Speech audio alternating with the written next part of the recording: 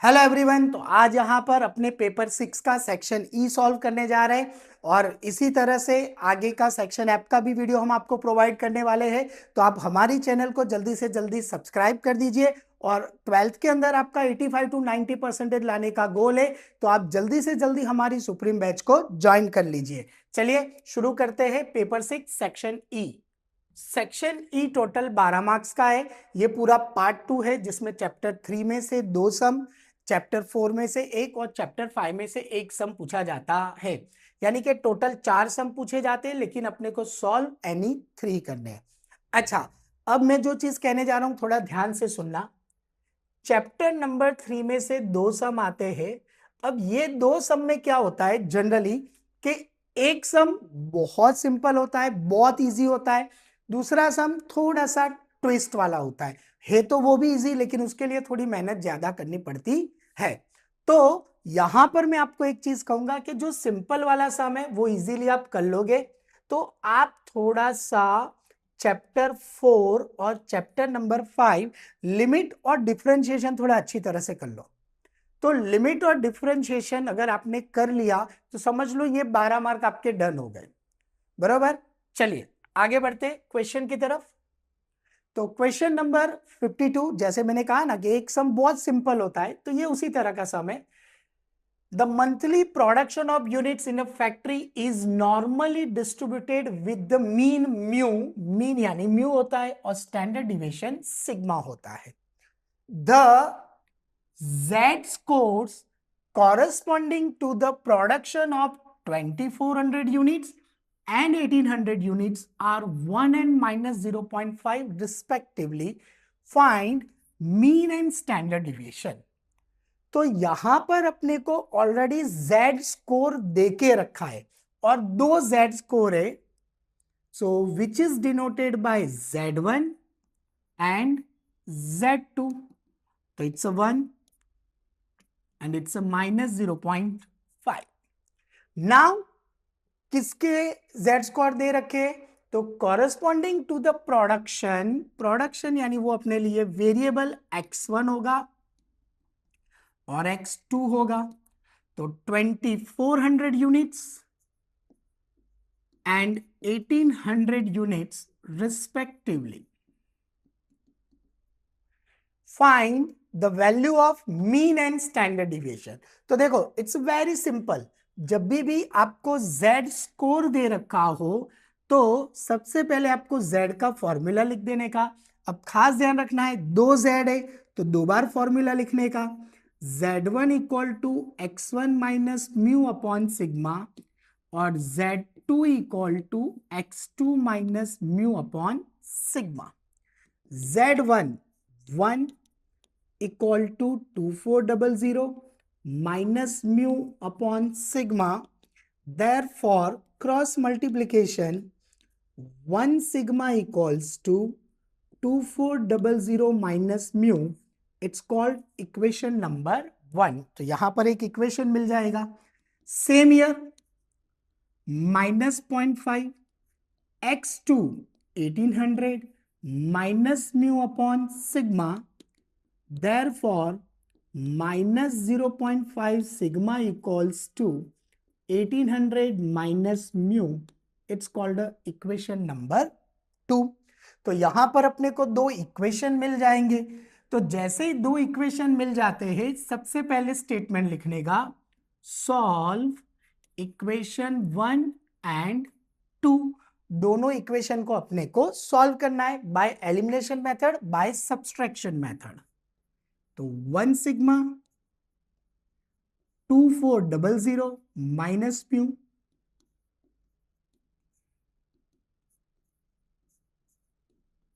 Minus mu, sign change हो जाएगी, plus minus plus. So here mu mu cut, 1 plus 0.5 तो 1.5 sigma, 2400 minus 1800 600। Therefore, sigma equals to 600 divided by 1.5. Therefore, sigma equals to 400। तो standard deviation sigma की value अपनी को मिल चुकी है 400, तो सिग्मा की वैल्यू दोनों में से कोई एक इक्वेशन में पुट कर दो। तो sigma equals to 400 putting in equation 1। तो पहला इक्वेशन क्या है, 1 sigma equals to 2400 minus mu. तो 1 सिग्मा यानी 400, 2400 माइनस म्यू, तो 400 equals to 2400 minus mu. Minus mu उस तरफ आएगा तो प्लस, और 400 सामने जाएगा तो माइनस, तो म्यू इक्वल्स टू 2000। तो म्यू आ गया 2000। तो इट्स वेरी सिंपल सम, बहुत सिंपल, बहुत बेसिक सम है। जेड स्कोर दे रखा है, साथ में उसका कॉरेस्पॉन्डिंग प्रोडक्शन यानी कि x1 x2 भी दे रखा है। तो फॉर्मूला में लिखो, इक्वेशन मिल गया, इक्वेशन को एलिमिनेट कर दो तो मीन और स्टैंडर्ड डिविएशन मिल जाएगा। तो इस तरह से एक सम 110% बहुत इजी आएगा, दूसरा सम थोड़ा ट्विस्ट होता है। चलिए देखते हैं next sum 53। The monthly income of a group of 1000 employees, total 1000 employees, follows normal distribution. The mean of the distribution is rupees 15,000. Mean यानी म्यू 15,000 रुपए दे रखा है। चलिए आगे लिखा गया है it's standard deviation, standard deviation यानी सिग्मा 4000 रुपीस। आगे लिखा है from this information number 1, range of monthly income for a middle 60% of the employees. तो देखो कौन सा वर्ड यूज हुआ है, रेंज। रेंज वर्ड यूज हुआ हो, लिमिट्स वर्ड यूज हुआ हो, या तो इंटरवल वर्ड यूज हुआ हो। ध्यान से सुनना, एक बहुत मस्त इंटरेस्टिंग शॉर्टकट बताने जा रहा हूं, देखना।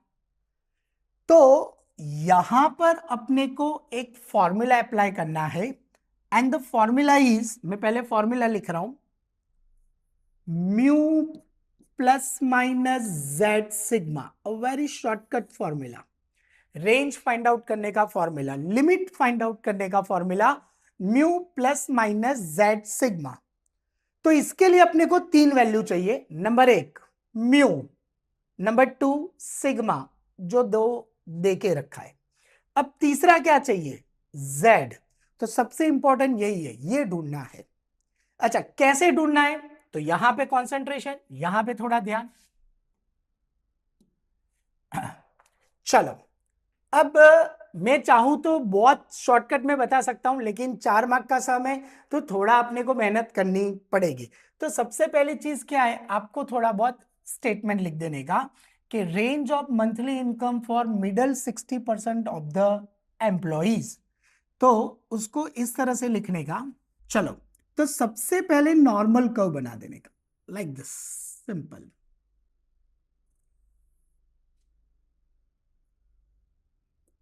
normal curve, it's minus infinity, it's a plus infinity.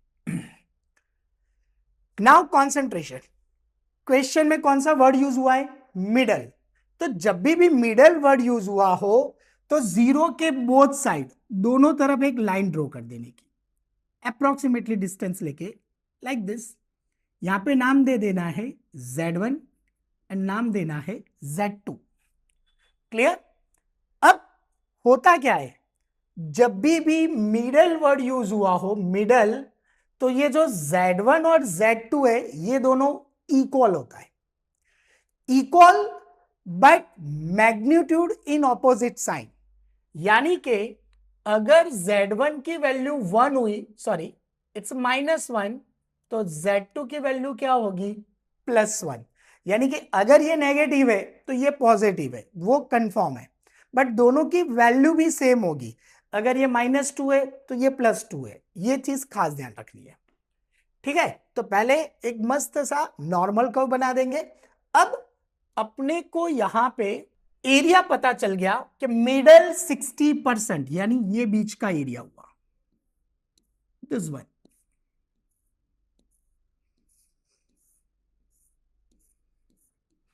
It's a middle 60%। अब ये कंफर्म हो गया कि भाई एक वैल्यू नेगेटिव है, एक वैल्यू पॉजिटिव है, क्योंकि मिडल पूछा है तो एक लेफ्ट हैंड साइड होगा, एक राइट हैंड साइड होगा। तो इसको लिखा कैसे जाता है?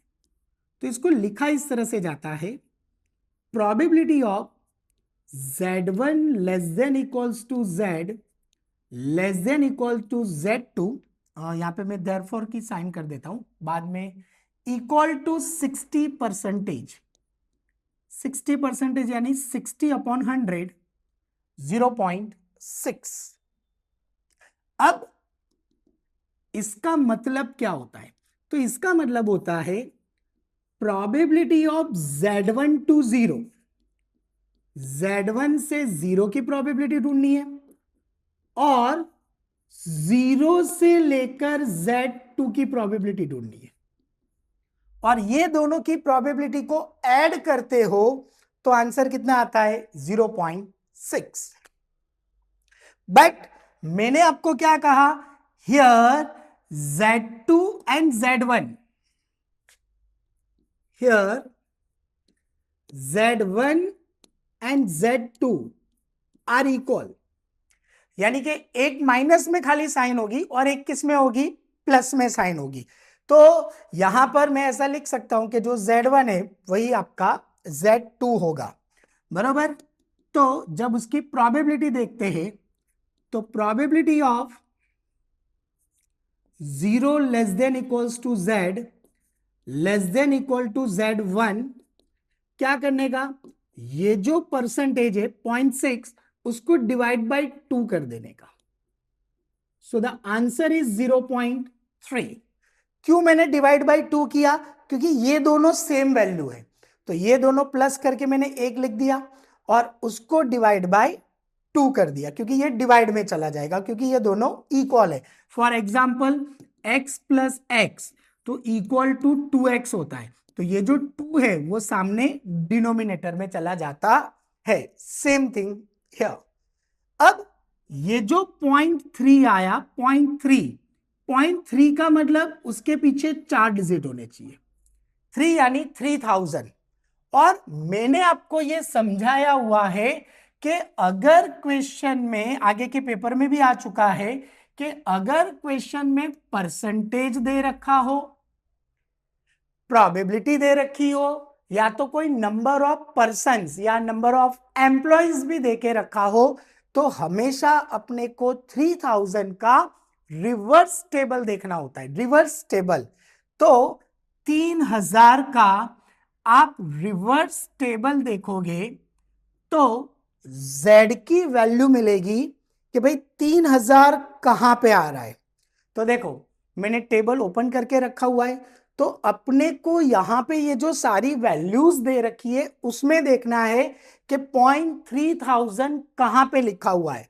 तो अपने चेक करेंगे तो 0.3000 कहीं पे भी लिखा हुआ नहीं है, पर जो 0.3000 है वो 0.2995 एंड 0.3023, ये दो वैल्यू दे रखी है, और 0.3000 ये दोनों के बीच में आता है।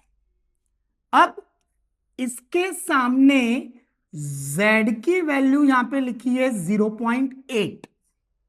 क्या वैल्यू लिखी हुई है? 0.8 लिखी है, और ऊपर लिखा गया है 0.04 एंड 0.05। अब करना क्या है? ये दोनों को प्लस कर दो तो इट्स 0.84, ये दोनों को प्लस करो तो it's 0.85। It's means that 0.3000 comes between the Z value 0.84 and 0.85, ये दोनों के बीच में आ रहा है, नॉट अ परफेक्ट वैल्यू। अब टेक्स्ट बुक में काफी समय ये लोग क्या करते हैं पता है? नियरेस्ट वैल्यू कंसीडर करते हैं कि भाई 3000 के नजदीक दोनों में कौन सा है, तो बोले नजदीक है 2995, यहाँ पे 23 दूर है, यहाँ पे सिर्फ 5 दूर है, तो नियरेस्ट वैल्यू कंसीडर करते हैं यानी कि 84।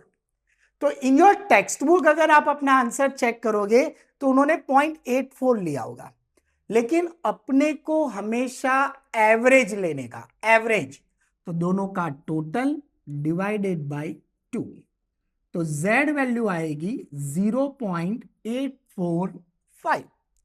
तो z वैल्यू मिल गई। तो लिमिट का formula, range of middle 60% of the observations equal to mu plus minus z sigma, mu यानी 15,000, z 0.845, सिग्मा यानी 4,000। तो 15,000 प्लस माइनस 0.845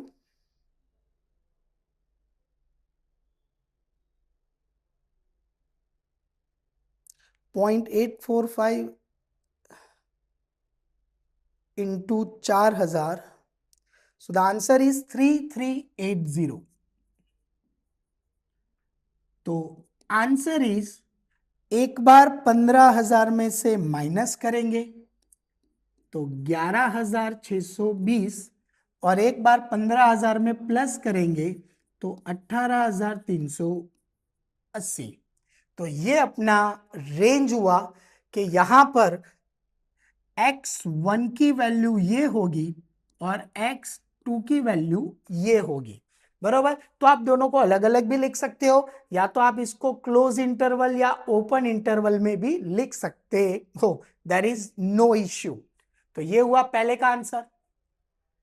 अब दूसरा क्या पूछा गया है, if monthly income of 250 employees, यहां पे 250 एम्प्लॉइज देके रखे हैं, किसके बीच में है, between 15,000 and certain fixed income x1। तो इसका मतलब ये हुआ कि आपकी जो मंथली इनकम है वो 15,000 और कोई पर्टिकुलर वैल्यू है, उसके बीच में टोटल जो अमाउंट है ऐसे 250 एम्प्लॉइज है। अब यहां पर थोड़ा सा माइंड लगाना है। देखो z का फॉर्मूला क्या होता है, x minus mu upon sigma, but यहां पे x की 2 वैल्यू दे रखी है, तो मैं इसी को ही z फॉर्म में लिख रहा हूं। तो इसका z फॉर्म क्या होगा, x1 minus mu upon sigma, यहां पे x की जगह पे फिलहाल मैं यहां पे z लिख देता हूं, x2 minus mu upon sigma. अच्छा, प्रोबेबिलिटी ऑफ x1 यानी कि 15,000 माइनस म्यू, वो भी 15,000 है, divide by 4,000, less than equals to z, less than equal to x2 यानी यहां पे x1 है तो वह x1 हो जाएगा, माइनस म्यू, तो 15,000 upon 4,000 equal to 250 employees. But 250 employees वो 15,000 से एक पर्टिकुलर अमाउंट के बीच में है, तो आउट ऑफ इसकी प्रोबेबिलिटी क्या होगी, तो divide by the total employees, इसको टोटल एम्प्लॉइज से क्या कर दो, डिवाइड कर दो, तो 250 डिवाइड बाय 1000, तो उसकी प्रोबेबिलिटी आ गई 0.25। तो देखो ये तो पूरा 0 हो गया, less than equals to z, less than equal to, अब इसको कुछ भी मान लो, z2 मान लो या z1 भी लिखोगे तो भी कोई इश्यू नहीं है, इक्वल्स टू 0.25। तो इसका फिगर, इसका ग्राफ क्या हुआ, तो इसका ग्राफ इस तरह से हुआ, it's normal curve, 0 plus infinity minus infinity, 0 वो तो है ही, Z1 उससे ज्यादा ही है तो but obviously in positive side Z1, और ये दोनों के बीच का डिस्टेंस ये, तो 0 टू Z1 ये वैल्यू अपने को दे रखी है, इट्स 0.25 यानी कि इट्स कॉल्ड 2500। तो 2500 का रिवर्स टेबल देखने का, जैसे मैंने कहा अभी कि परसेंटेज दे रखा हो, प्रोबेबिलिटी दे रखी हो, या तो नंबर ऑफ पर्सन या एम्प्लॉय दे रखा हो, तो 250 का रिवर्स टेबल अगर अपने देखते हो तो 2500 किसके बीच में आ रहा है, तो इट्स 0.67 एंड 0.68 डिवाइडेड बाय 2। तो 0.67 प्लस 0.68 डिवाइडेड बाय 2, तो Z वैल्यू इट्स 0.675। तो यहां पे इसके इक्वल टू में रख देंगे कि Z1 equal to X1 minus 15,000 divide by 4,000। तो इट्स 0.675, इट्स पॉजिटिव। तो X1 minus 15,000 divide by 4,000 multiply में चला जाएगा, तो 0.675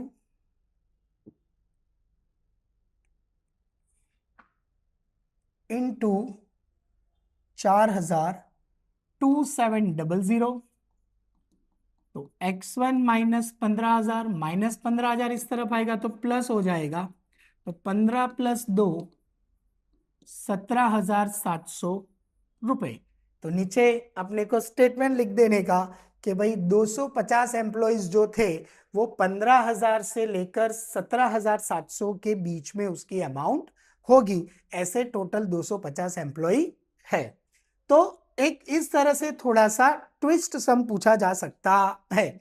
इसीलिए मैंने कहा कि नॉर्मल डिस्ट्रीब्यूशन में इजी वाला एक सम देख लो, और एक लिमिट और डिफरेंशिएशन बहुत इजी है, अब वो सम कर लो। चलिए, तो नेक्स्ट सम। तो आगे बढ़ने से पहले यहां पर मैं आपको एक इंपॉर्टेंट इंफॉर्मेशन देने जा रहा हूं कि अगर आपने 12th के अंदर अपना गोल 85 टू 90% रखा हुआ है तो आप हमारी सुप्रीम बैच के अंदर ज्वाइंट हो सकते हो, जिसके अंदर हम आपको टोटल 4 सब्जेक्ट पढ़ाने वाले हैं, accounts, statistics, economics and OCM। और ये चारों सब्जेक्ट पढ़ाने के लिए हमारे पास टोटल 3 फैकल्टी है, जिसमें से कल्पेश सर अकाउंट्स पढ़ाएंगे, मैं यानी कि हेमल सर मैं आपको स्टैटिस्टिक्स पढ़ाऊंगा, और ध्रुवल सर जो है वो आपको इकोनॉमिक्स एंड OCM पढ़ाएंगे। और हमारी सुप्रीम बैच की ये खासियत है कि यहाँ पर आपको सारे रिकॉर्डेड वीडियोस मिल जाएंगे, प्लस आपको गाला क्वेश्चन पेपर के भी सारे रिकॉर्डेड वीडियोस मिल जाएंगे। और अगर आपको पास्ट पेपर्स में भी अगर कुछ डाउट है तो वो हम डाउट सॉल्यूशन भी करवाते हैं, जिसकी जो टोटल फीस है वो 1999 रुपीस है। तो अगर अभी तक आपने हमारी सुप्रीम बैच ज्वाइन नहीं की है तो सुप्रीम बैच ज्वाइन करने के लिए आप हमारी वेबसाइट www.ugt.co.in पे जाके विजिट कर सकते हो, या तो आप हमें 7202012221 पे कॉल भी कर सकते हो। और अगर आपको ये बैच ज्वाइन करना है तो आप अगर एंड्रॉयड यूजर हो तो प्ले स्टोर पे जाके आप UGT सर्च मारो तो आपको हमारी एप्लीकेशन मिल जाएगी, और अगर आप आईफोन यूज करते हो तो आप ऐप स्टोर पे जाके माई इंस्टीट्यूट सर्च करोगे तो भी आप हमारे साथ ज्वाइन हो सकते हो। अगर आपको यहाँ पे 4 सब्जेक्ट का भी यहाँ पे बैच ज्वाइन नहीं करना है, और अगर आपको सिर्फ 2 सब्जेक्ट यानी कि अकाउंट्स एंड स्टैटिस्टिक्स सिर्फ 2 सब्जेक्ट ज्वाइन करना है तो भी कर सकते हो। तो वहां पर आपका जो प्राइस है वो रिड्यूस हो जाएगा, और वहां पर आपका प्राइस हो जाएगा 1499। तो जल्दी से जल्दी आप हमारी सुप्रीम बैच को ज्वाइन कर लो। चलिए, तो नेक्स्ट हमें लिमिट का, और लिमिट के अंदर मैंने पहले भी कहा है फिर से एक बार रिपीट कर रहा हूं कि यहां पर 4 मार्क में ज्यादातर कौन सा सम पूछा जाता है, तो number 1 split the middle term, number 2 function वाला सम, और नंबर 3 रूट वाला सम। और पिछले अगर मैं 12-13 पेपर की बात करूं, यानी जुलाई और मार्च दोनों को मिला के इन 6-7 साल की बात करूं, तो वो 12-13 पेपर के अंदर रूट वाला सम टोटल 7 बार पूछाया गया है, स्प्लिट द मिडल टर्म 4 बार पूछा है, और लास्ट ईयर सिर्फ 1 बार फंक्शन वाला सम आया है। तो तीनों तरह के सम आप सॉल्व कर लो, इट्स वेरी सिंपल। चलिए, तो रूट वाली method, limit x tends to 1, तो रूट वाली मेथड में क्या करना है, पहले क्वेश्चन को एज इट इज कॉपी कर दो। नाउ अब इसके फैक्टराइजेशन कैसे करेंगे, तो रूट कहां पे, जनरली ज्यादातर सम जो है उसमें रूट या तो न्यूमरेटर में या तो डिनोमिनेटर है। इन योर टेक्स्ट बुक ये एक ही सम ऐसा है जहां पे दो रूट है। कोई बात नहीं, जब दो रूट हो तो दोनों को मल्टीप्लाई करने का। तो पहले numerator multiply with same value but opposite in sign, same value लिखने की बट साइन ऑपोजिट हो जाएगी। अब जो तुमने न्यूमरेटर में लिखा एस टू एस डिनोमिनेटर में लिख दो, same to same carbon copy. तो ये हो गया न्यूमरेटर का मल्टीप्लाई। अब डिनोमिनेटर की बारी, same thing, multiply with same value but opposite in sign, यहां माइनस वहां प्लस करेंगे। जो न्यूमरेटर में लिखा वो डिनोमिनेटर में लिख दो। नाउ ऐसा आपको एग्जाम में लिखना नहीं है, मैं बता रहा हूं। ये पूरी वैल्यू a, ये b, ये a, ये b, तो वैसे नीचे भी हो रहा है a b a b। तो अपने को पॉलिनोमियल्स पता है कि a माइनस बी और a plus B, it's polynomials of A square minus B square. तो a minus B into A plus B करोगे तो आंसर क्या आ जाएगा, A square minus B square. तो a का square x plus 3 minus B का स्क्वायर 4। बाकी ये वाला स्टेप एज इट इज, क्योंकि इसको मल्टीप्लाई में लिखेंगे। अब देखो ये दोनों का मल्टीप्लाई, तो x plus 8 a square minus B square 9 multiply ये वाला step as it is, root x plus 3 plus 2। तो limit x tends to 1, x plus 3 minus 4 x minus 1, same नीचे 8 माइनस 9 माइनस 1, तो ये तो कट हो जाएगा। तो बचेगा क्या ऊपर, root x plus 8 plus 3 root x plus 3 plus 2। तो x के जगह पे 1 रखेंगे, तो 1 plus 8 plus 3 1 plus 3 plus 2। So the answer is 9, 9 का रूट 3, तो 3 प्लस 3 4, 4 का रूट 2, तो 2 प्लस 2, तो 6/4। सो द आंसर इज 3/2। तो लिमिट के अंदर ये तीन मेथड के सम यहां पे ज्यादातर पूछे जाते हैं, रूट वाला सम, फंक्शन वाला सम और स्प्लिट द मिडल टर्म। तो इस तरह के सम की आप प्रैक्टिस कर लोगे तो ये 4 मार्क आपके डन हो गए। चलो नेक्स्ट, डिफरेंशिएशन। तो डिफरेंशिएशन के अंदर जनरली यहां पर जो सम पूछा जाता है वो सेक्शन एफ के जो 6 सम है उसमें से ही कोई एक सम आता है। बट यहां पर पेपर, ये गाला पेपर है इसलिए यहां पे उन्होंने कुछ अलग दिया है, क्योंकि 6 पेपर में सब कुछ सेम नहीं दे सकते, तो इन्होंने चेंज किया है। बट अगर ऐसा सम पूछा जाता है तो ये आपकी बहुत अच्छी किस्मत की बात है कि बहुत इजी सम 4 मार्क में पूछा है। यहां पर अपने को बोला गया है इलास्टिसिटी ऑफ डिमांड। तो इलास्टिसिटी ऑफ डिमांड